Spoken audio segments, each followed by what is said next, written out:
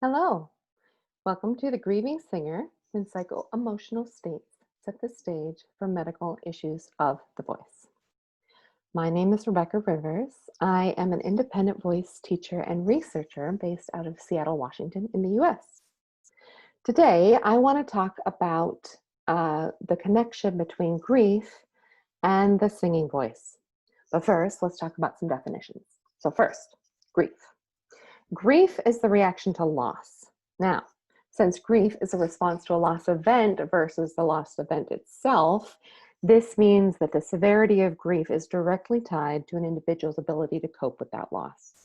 Usually we think of grief as bereavement or after losing a loved one to death, but if we think of grief as a response to loss, we can understand that it is much more widely experienced than just when someone dies.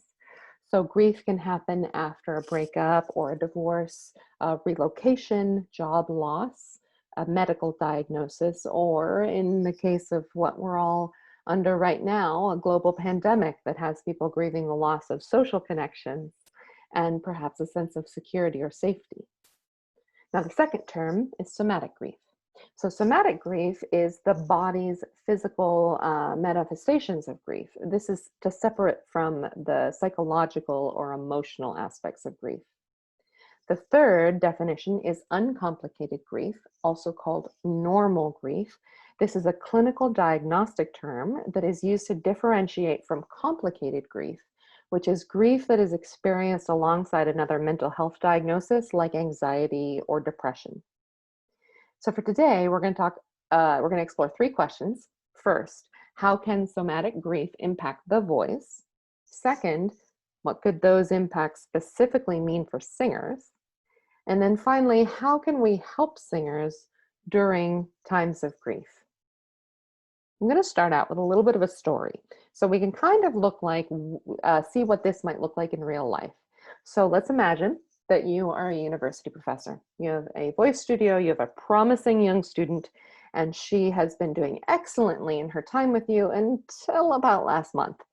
And then you started noticing that her technique was regressing a bit, and now she's kind of performing technically like she was about 6 months ago, which is confusing. Well, one day she comes in and she starts talking, and she tells you that this weekend she's going to fly home because she needs to help take care of her mother, who's starting chemotherapy after a cancer diagnosis. Well, your first thought is that's a lot for this young person to handle. And then your second thought is to be curious about whether there could be some relation between what she's been experiencing in the past month and this medical diagnosis that her mother has had. Well, let's investigate. What does the medical literature say? Now, the medical literature generally, and I want to be clear that this is not specifically around singing or singers, but generally the medical literature shows many well-documented somatic symptoms that we could expect to see in a person in the general population when they're grieving. These include musculoskeletal tension, disrupted breathing, intestinal distress and GERD, or acid reflux, compromised immune system, sleep disruption, often tied to physical exhaustion, and then often there's new medications that happen when people are grieving that can affect the body in a myriad of unexpected ways. So if you look at these through the lens of knowing the singing body, it starts to make you wonder how a singer specifically might experience grief in impactful and meaningful ways for their singing practice. Well, to answer that question, I conducted an electronic survey of 17 singers who had experienced a period of active grieving. They during that time they had performed or taught voice lessons or taken voice lessons. So they were actively singing and actively grieving. I also controlled for a diagnosis of complicated grief, meaning that there were other factors at play, and those respondents who had been diagnosed with that were removed. So these were 17 respondents, singers who were singing and grieving, but with uncomplicated grief. Now, from that survey, over 3/4 of the singers reported feeling an impact on something that affected their respiration system, including musculoskeletal tension or the inability to take a full breath. Also, over 3/4 experienced effects on their phonation system, including musculoskeletal tension around the larynx specifically, or sudden and unwanted changes in vocal tone. 41% reported experiencing an impact to their resonation, including limited resonance or a reduced control over their resonance, and several reported a sense of inflammation that they believe impacted their resonance. Just over a third reported experiencing impacts to their articulation, including slurred or sloppy diction that they did not feel that they could control. Now, on this survey, I also included a question asking people to assess their relationship with their voice, how reliable they felt it was, how whether it did what they wanted it to, and 53%, over half, reported experiencing a changed relationship with their voice in that it did not respond in the way they were used to. And they were starting to not, perhaps there were some elements of distrusting their voice. It's not gonna do the thing I'm telling it to, right? So now if we look at this and we consider the previous slide as well from the general medical literature, and we think about a singing body that is experiencing some or a combination of these, it can be quite clear that there can be some significant impacts to the singing body, but it's not all the same, and certainly there's different combinations of this that would show up differently. And the next question probably is, what can we do to help? Well, I asked a question on the survey that was, what was most helpful for you from your voice teacher, your voice colleagues, your performance colleagues, people who are working with you around your voice practice? What was most helpful that you experienced? Unfortunately, there was no full consensus about this. It really was apparent that the grief experience is unique, and therefore what is helpful is also unique to the person depending on the symptoms they're experiencing, the severity of their grief. But 58% of respondents did express that some combination of understanding what they were going through, acknowledging that they were being impacted, and acknowledging that they didn't necessarily have control of their body during that time, and then being patient for the long game. So we're talking months to years of patience, holding that space for recognizing that the body is just going to do what it's going to do during that time. And the singer doesn't necessarily have a lot of control over it. This appeared to be what was most helpful. So I do want to share specifically some quotations that speak to the general themes that really came to the surface on this survey. One is that the body is not in control for the singer. Despite expert level, some of these people were world-class performers teaching and performing. Despite expert level, it is just not, it's not a bridge of intending something and then having it execute in your body. There was just a lot of lack of control.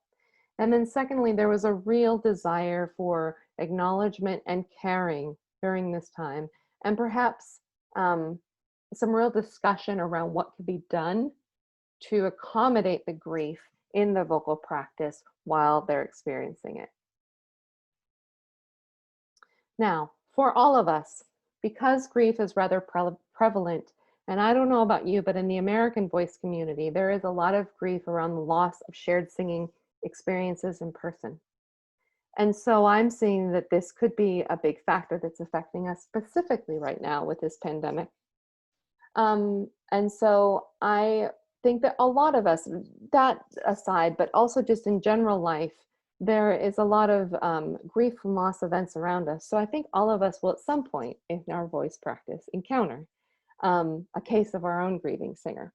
So what I recommend is a two-pronged approach to prepare to deal with this. The first is to prepare our own awareness that how grief affects the singing body, the prevalence of it, and also what can cause it, and how to kind of watch for when this person might have a bit of a grief. It's not always something that you know about up front, but you might be able to watch for signs and ask questions to kind of see if that could be a factor when somebody is struggling.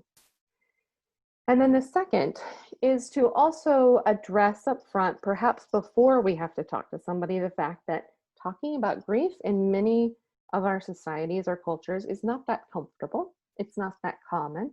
And then there's also sometimes the professional aspect of dealing with a student or a colleague. And so there's this element of professionalism that must be maintained, this element of what is comfortable in our culture, but also there's an element of our own discomfort perhaps with bridging this topic. And we also need to be careful because we are not, well, some of you might be therapists or psychologists. I am not. But for those of us who are not trained in mental health or psychology, we are not here to help with people's emotional or psychological process, but it's really to focus on the physical manifestations that is impacting their singing practice. And I believe that we have somewhat of a responsibility to do this because particularly if you're working in a voice teaching setting, um, if you imagine those symptoms that people might be experiencing and how extreme they are to the voice, issues with breathing and with things like that, then we have to also examine how during this time when the voice is perhaps vulnerable and not as supported by the body as it's used to, how that might open the voice up for vulnerabilities to medical issues beyond the grief experience if singers do not change how they interact with their voice and how they're trying to apply their technique a little bit to accommodate the reduced body response, then it is possible that other issues could develop if we don't take this seriously. So those are the two approaches I would encourage you to take perhaps in talking to singers about this. Now, at this point, if you would like a PDF download of this slide deck, including the references, please feel free to pause the video and take I'm going to move feel free to pause the video and take a screenshot of this or with your phone to download it. And then also, I would love to be in touch. I think that this is an interesting time in our world where our grief may overlap with our singing quite a bit. And I'm curious about your experiences with grief and the singing voice. It's also a good time for social connection. So I hope at least some of you will reach out and get in touch. Thank you very much. I hope you have an excellent conference, this virtual conference for Eurovox 2020, and I look forward to seeing you at the next one in person. Thank you.